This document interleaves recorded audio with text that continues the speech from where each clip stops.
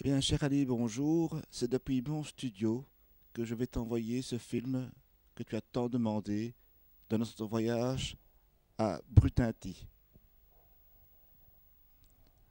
Le temps de mettre le disque en route et le film en route. Et c'est parti pour le film pour toi. Attention, t'es prête?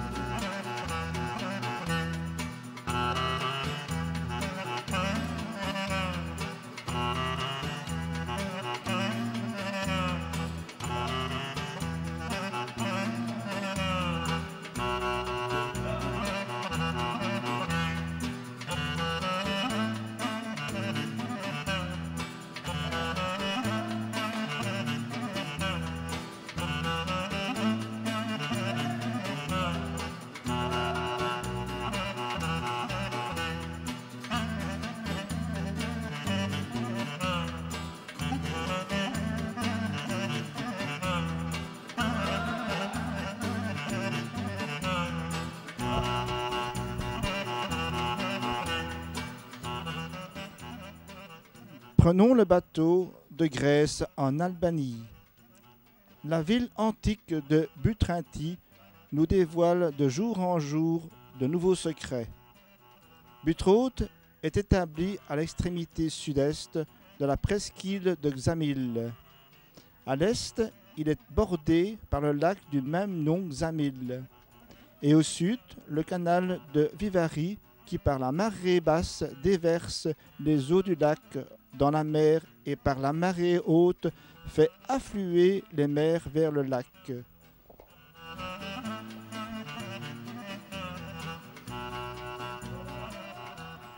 C'est avec notre guide Ali que nous allons découvrir les ruines de Brutinti.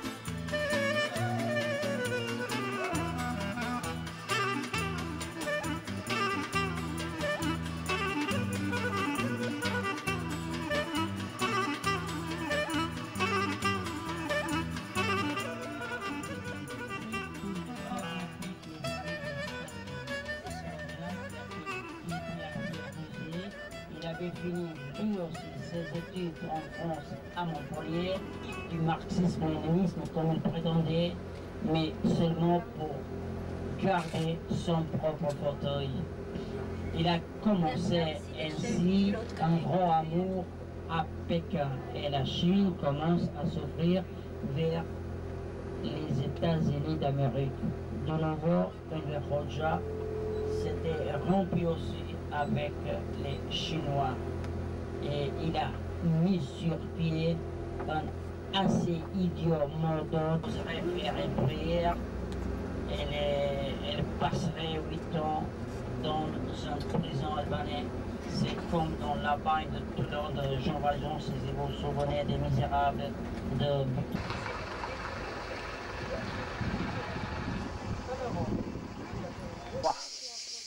En Asie mineure, c'est le 7e, 8e siècle avant Jésus-Christ.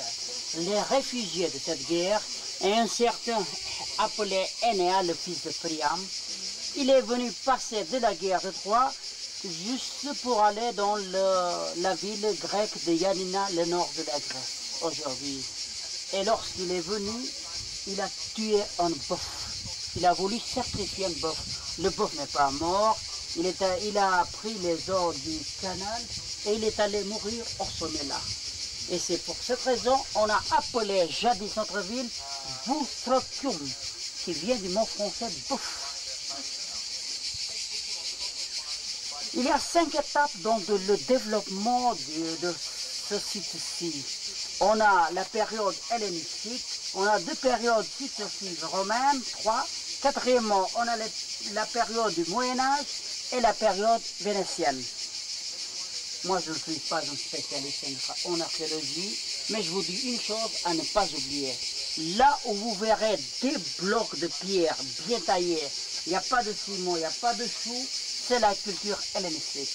Tandis que là où vous verrez des briques, de petites pierres, de l'archou et du ciment, c'est toujours la culture romaine. Mais comment se développait notre ville? Tout d'abord, puisque la température était pareille comme aujourd'hui, on a construit le temple d'Esculape. Selon la mythologie grecque, l'Esculape, c'est le roi de la médecine. Le temple est au centre, on va le toucher de près. Et ceux qui se sentaient malades venaient passer une nuit, une journée, 2 journées, etc. Et ils donnaient beaucoup d'argent pour reconstruire quelque chose. Pas à pas, on a commencé à agrandir notre ville. Nous sommes dans l'ancien quartier de la ville. Le centre, c'est le temple d'Esculape, c'est le théâtre, la scène, les thermes. Ici, c'était les institutions de la ville, les artisans, les commerçants, et pourquoi pas la mairie de la ville, comme on dit, parce que tout était organisé. Encore une chose, il n'y a pas de différence concernant les couches sociales. Donc peut-être on imagine que c'était une ville complètement aristocratique.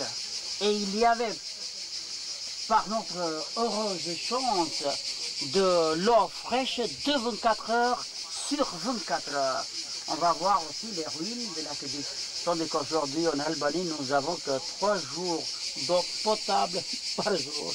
Là, sur des grands blocs de pierre, vous verrez quelque chose grappé, écrit en grec. Ce sont des mots propres et il s'agit des actes de la libération des esclaves.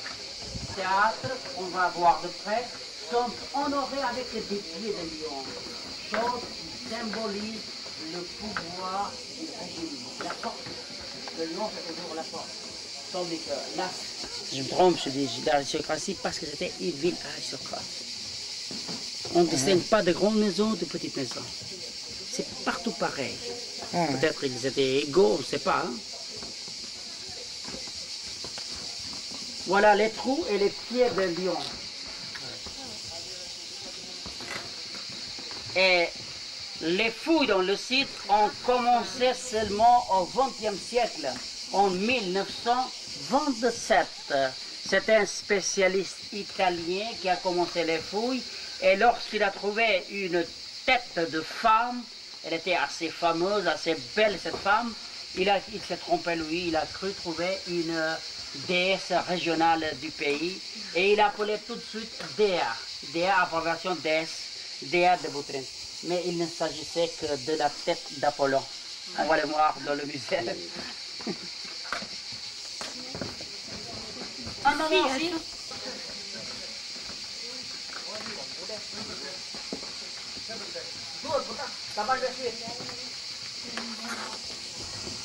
Donc, c'est long, ça veut dire, je me cours devant l'honneur que vous me faites.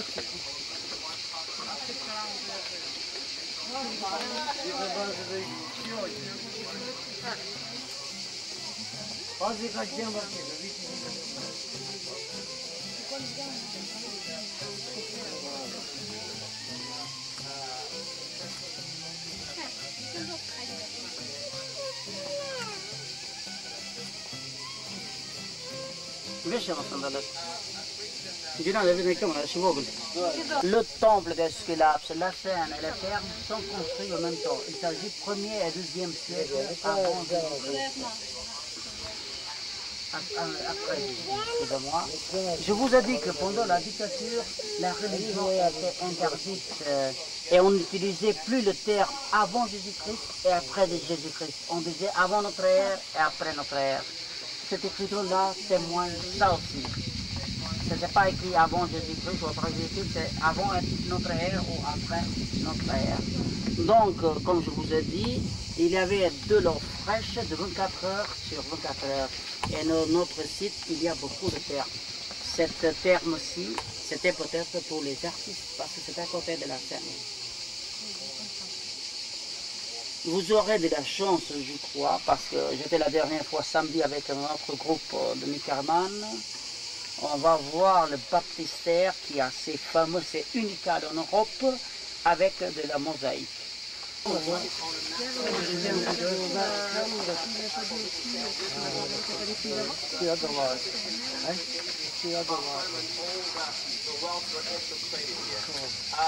of the recent excavations have brought into focus have found two more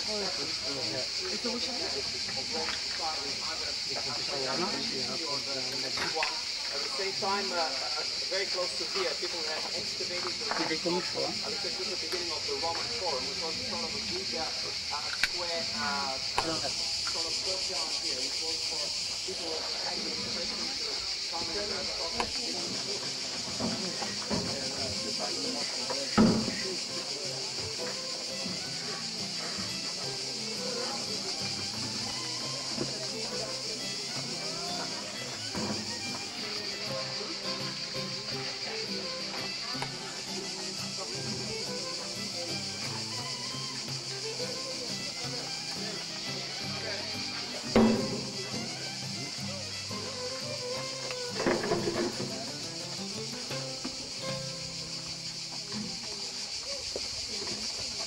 Maintenant, on va parler un peu de l'histoire des fouilles sur notre site. Auparavant, il y a eu 2 tremblements de terre et notre ville s'était habituée jusqu'au XVIIe siècle. 1860, c'est le dernier habitant qui quitte la ville de Boutringui. Et quelques années plus tard, en 1927, c'était un archéologue italien qui a commencé les fouilles. Tout était découvert de boue et de grands arbres. Mais l'archéologue italien de sa part, il s'efforçait de nous dire que Boutringui c'est le dernier pied de Sicile. Donc, autrement dit, il n'y a que de la culture romaine. Après la guerre, ce sont les spécialistes russes qui travaillent juste dans les années 60 avec les spécialistes albanais. Depuis 1960 jusque dans les années 90, c'était surtout l'archéologie albanaise qui continuait les fouilles sur place. Et on laisse premièrement la place aux spécialistes grecs dans les années 90 jusqu'à 96. Et les Grecs, eux aussi, de leur part, comme les Italiens avant la guerre, ils s'efforçaient de nous dire qu'il n'y a que de la culture hellénistique. Mais il y a un mélange de cultures. Donc il y a une cohabitation de culture hellénistique, romaine, médiévale et du pays aussi. Et la plupart des monuments se trouvaient là et ici. Dans ce trou-ci, il y a 3 ans qu'on a découvert un statut. Le statut est inachevé encore. On va le voir dans le musée. Bien, on avance alors. Nous sommes devant un autre monument, c'est le gymnase de la ville. C'était une sorte d'école, soit pour les artistes ou pour les sergents de l'armée. Parce qu'il n'était pas toujours calme, il y avait aussi des guerres.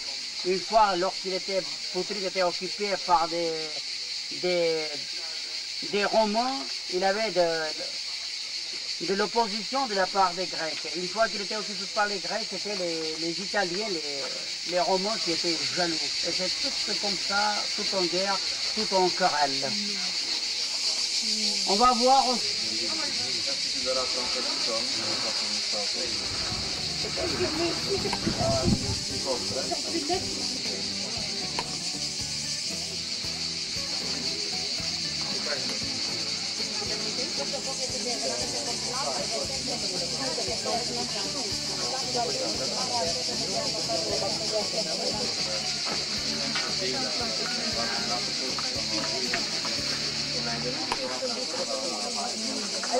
Regarde,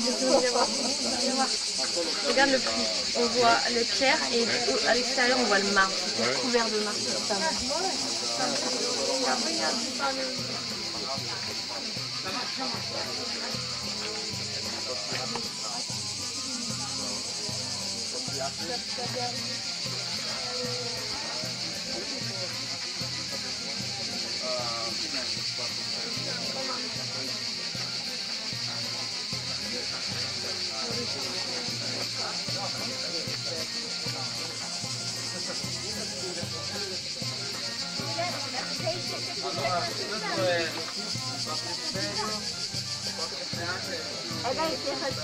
Non, non, pas encore. C'est original.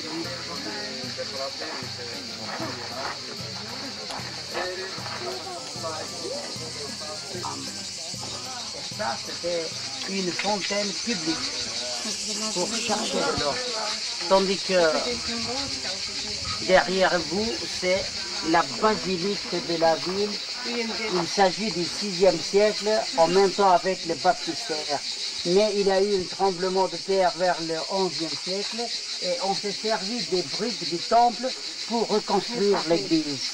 En coin de l'église, il y a seulement un extrait de mosaïque avec des grains de marbre rouge et noir avec des cercles qui ne finissent jamais. Chose qui témoigne la continuité de la vie. On y va alors.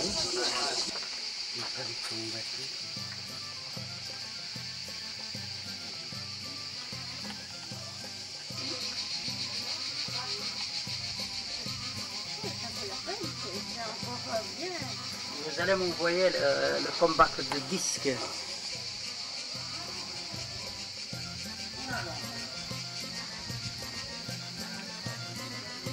Sur les ruines de l'aqueduc. Ah oui, oui, oui. Oui, il avait un mur avec un canal au-dessous.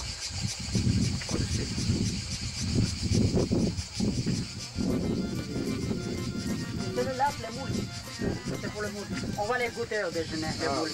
Ils ne sont pas comme les moules belges grandes, mais ils sont petites parce qu'on se nourrit en nature, pas avec des concentrats. Même la viande, jadis un Belge m'a dit que vos vaches sont pareilles avec une veau belge. Ils sont si gros, les veaux.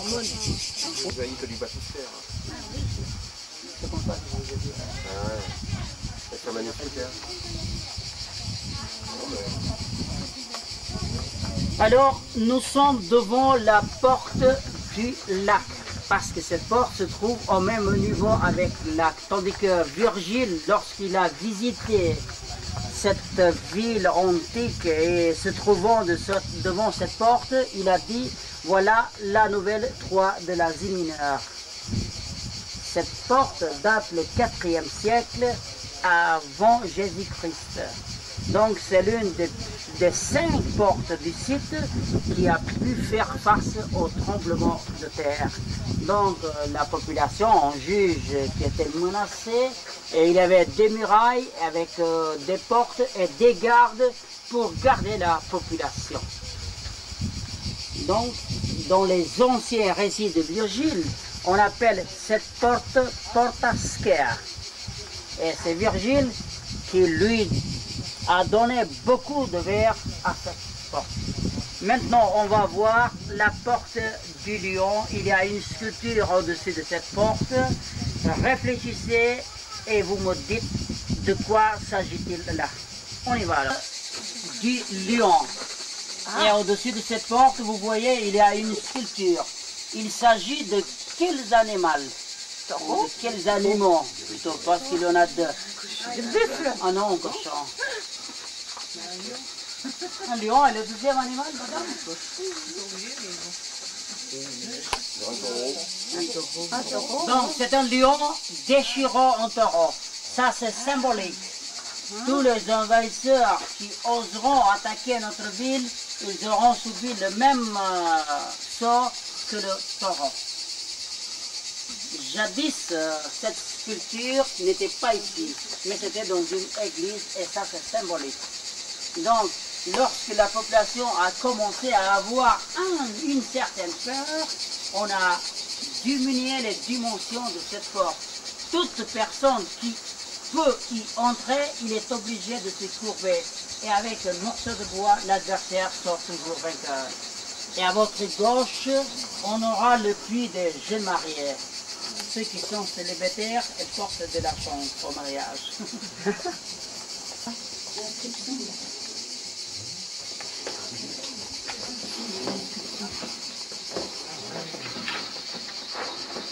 Parisien.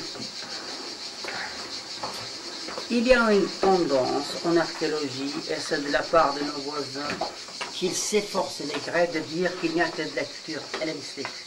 Mais ces mots graphés, ça, c'est un alphabet grec, mais les noms propres en grec portent toujours un S à la fin. Ioufina, Ionia, Rufeina, l'ami des nymphes. S'il s'agissait que la population était grecque, il aurait un S à la fin. Il faut interpréter les choses quelles qu'elles soient. C'est illyrien, non? Oui, c'est illyrien. C'est illyrien. C'est latin plutôt. Latin. Oui, latin. Et celui-ci s'est construit le 3e siècle après Jésus-Christ. C'est le puits de Jean Marie à cette jeune fille s'est tombée malade, elle a donné beaucoup d'argent pour reconstruire le puits de l'Antiquité. C'est pour porter du bonheur aux jeunes filles. Merci. Alors on y va. Il s'agit plus de relog. Et vous, madame, vous êtes écologue aussi? Non. Vous êtes archéologue même? Technologie. Parce que moi, je suis professeur et ma femme est professeure de maths. De maths?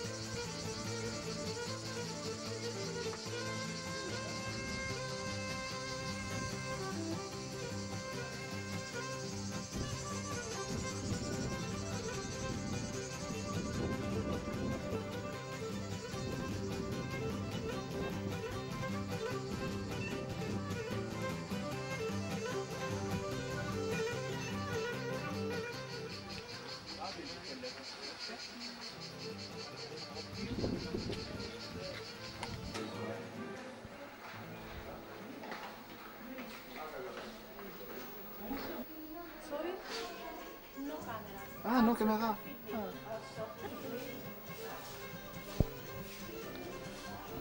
Et oui, le guide nous avait oublié de nous dire que l'on ne pouvait pas filmer dans le musée. Mais enfin, voyez, quelques images quand même.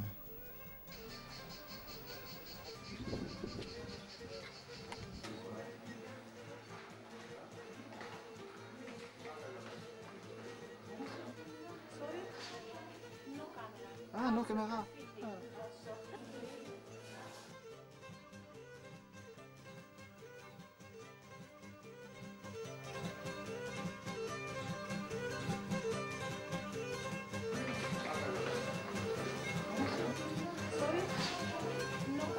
Ah, non, caméra.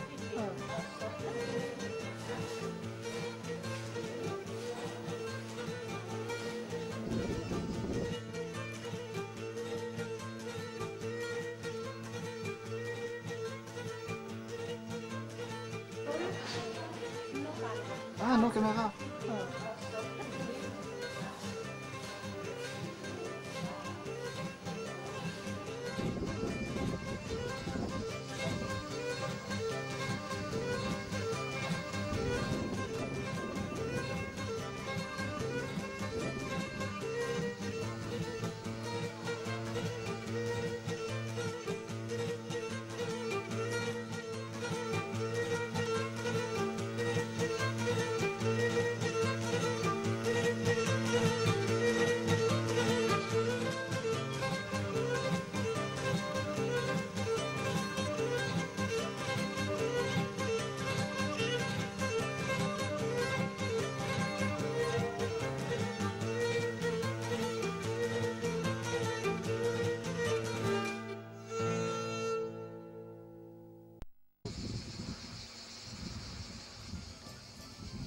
Ça, c'est un copiage de Oui, je m'en doute. la tête d'Apollon.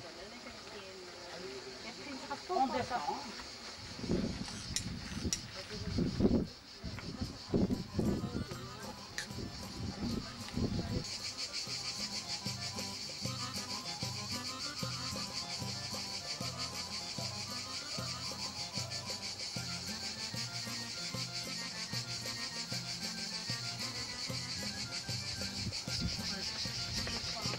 Des piliers de barbarie.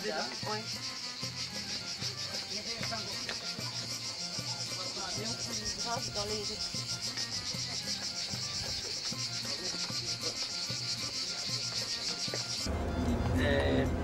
Lorsque nous étions petits, on regardait presque chaque semaine Gérard Philippe avec Fanfan la Tulipe, Jean Gabin dans Les Misérables. Moi, je ne suis pas un homme de lettres, mais j'aime bien la littérature. Et quelquefois, je m'efforce de faire aussi des traductions de la poésie française en antoinette. Et avec beaucoup de travail, j'y arrive, avec beaucoup de travail. Arriver parce que la poésie, c'est difficile. Par exemple, c'était une balade française, c'est une chanson de gestes de l'Antiquité. Et il s'agissait d'un garçon qui est tombé amoureux et après il est allé au service militaire. Le service militaire était long, il a duré 12 ans. Et lorsqu'il revient, il trouve les noces de sa ex-femme. Et ce sont les juges qui se réunissent. Ils ont décidé de donner, entre guillemets, la femme au premier mari. Je vais vous raconter l'histoire d'un vaillant écolier à la fleur de son âge. Il a voulu se marier, etc. Le service fut long, il a duré 12 ans. Je ne sais pas, je ne me souviens plus, mais j'ai bien arrivé en albanais. Avec 8 syllabes, c'est juste, c'est apprécié ça. Mais pas encore. Je regarde dans un dossier comme ça. Non, pas encore. Vous filmez toujours. Mais il ne ferme pas son œil. Non, non, pas de problème. Et si quelqu'un tombait amoureux d'une